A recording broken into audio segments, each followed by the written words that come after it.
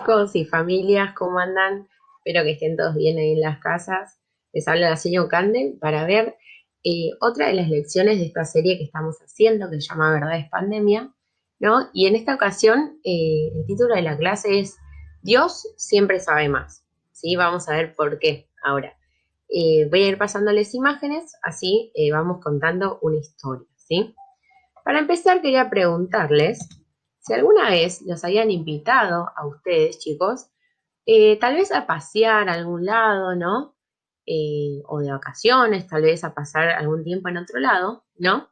Eh, o sea que ese era su destino, ¿no? Los invitaron para ir a un parque o a pasear, a conocer algún lugar. Y bueno, ustedes salían desde su casa, ¿no? Seguramente que es donde estaban. Entonces, me imagino que los habrán pasado a buscar, los habrán llevado, ¿no? Tal vez fueron en auto, en tren o en colectivo. Y ustedes tal vez no sabían cómo llegar, ¿no? Pero confiaron en que la persona que los había invitado, ¿no? Iba a saber llevarlos y hacerlos llegar a ese destino, a ese lugar donde los había invitado, ¿no?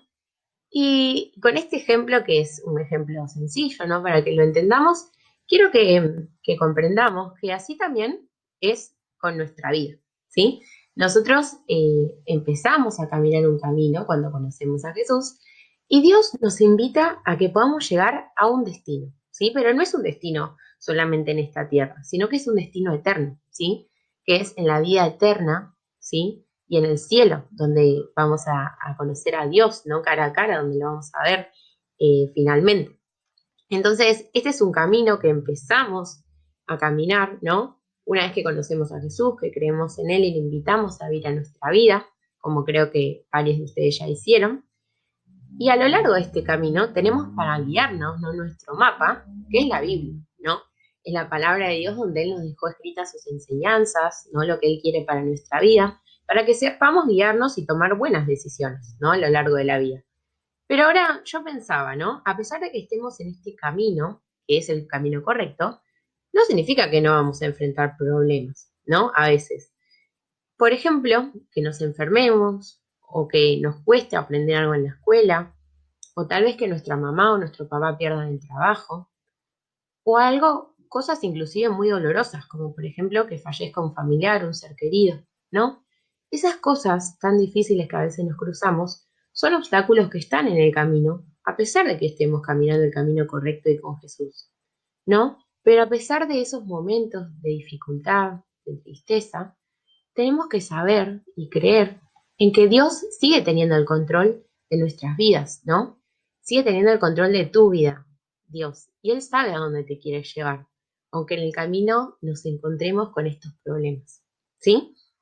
Y para demostrarlo, ¿no? Para ver un ejemplo de cómo Dios tiene el control siempre de nuestras vidas, quería contarles una historia, ¿sí? De la Biblia, que es la historia de José, ¿sí? José es un personaje cuya historia se cuenta en el primer libro de la Biblia, que es Génesis, del capítulo 37 al 50, si alguna vez quieren buscarlo y conocer un poquito más de su historia.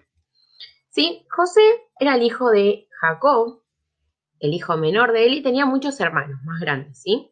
Por alguna razón, Jacob tenía una preferencia de José, ¿no? Sobre el resto de sus hijos.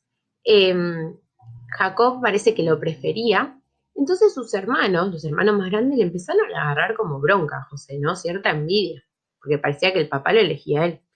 Entonces, una vez que no estaban con el papá, que estaban lejos, los hermanos, ¿saben qué hicieron?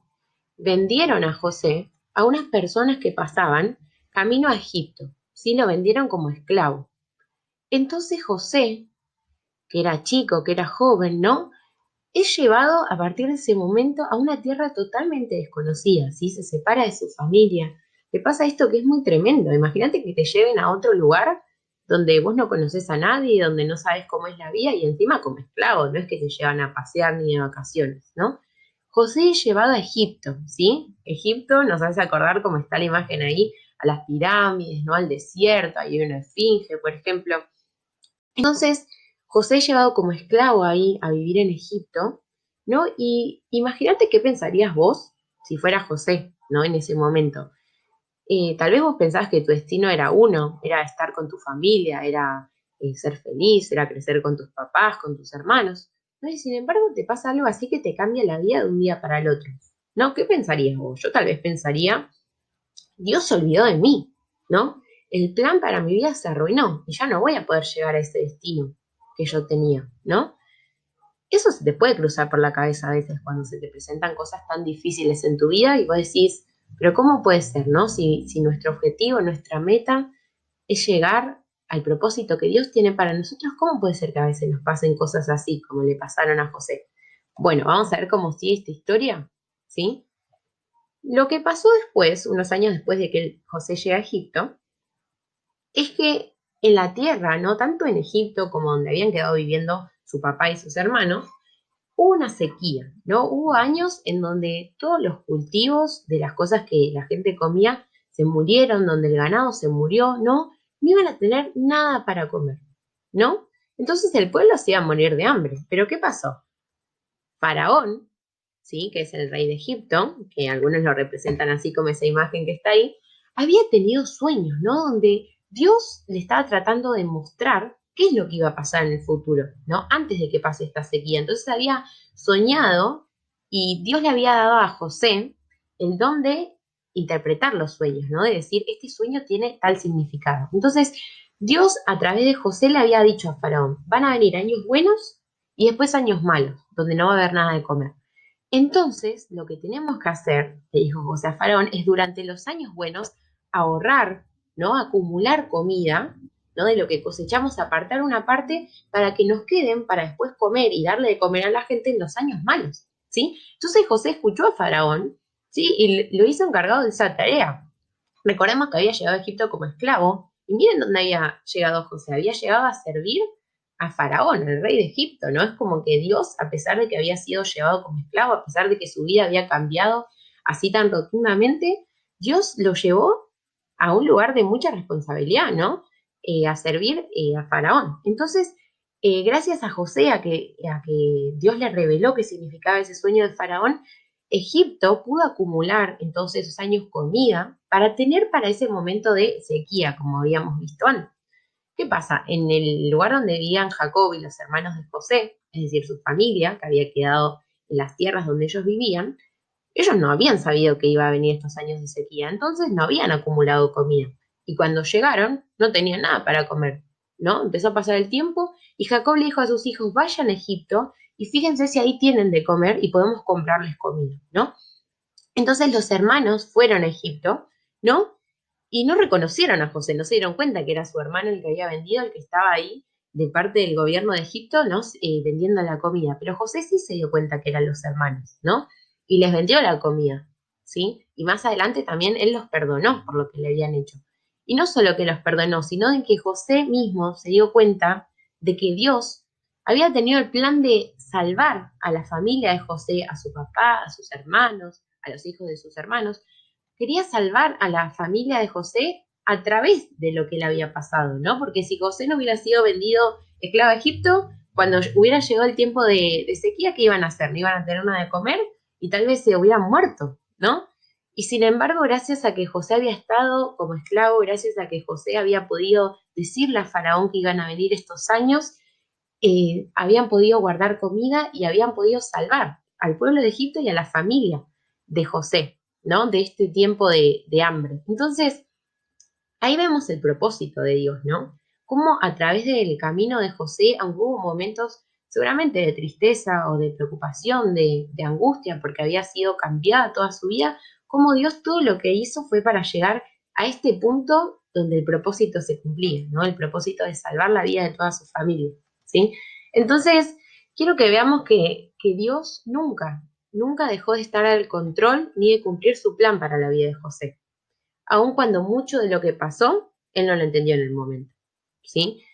Y así como estuvo con José, Dios también va a estar con vos y no va a dejar de cumplir su propósito en tu vida si confías en que Él tiene el control y sabe qué es lo mejor para vos. Aunque vos solo veas tal vez lo que está cerca tuyo, ¿no? Dios tiene una visión más alta, Dios tiene una visión superior en donde Él ve todo lo que va a pasar en tu vida y sabe a dónde te quiere llevar, ¿sí? Entonces, tenemos que confiar de que caminando de su mano, ¿no? A pesar de todos los problemas que nos puedan surgir, Él nos va a llevar y nos va a hacer llegar a ese destino que tenemos, ¿sí? quiero que para terminar estemos aprendiendo un versículo juntos que está en la Biblia, que está en Isaías 55, son los versículos 8 y 9, ¿sí? De la versión NTV. Dice, mis pensamientos no se parecen en nada a sus pensamientos, dice el Señor, y mis caminos están muy por encima de lo que pudieran imaginarse. Pues así como los cielos están más altos que la tierra, así mis caminos están más altos que sus caminos y mis pensamientos más altos que sus pensamientos. Wow, ¿no? En la actividad que les mandamos está ese versículo para que puedan completarlo, para que puedan memorizarlo también.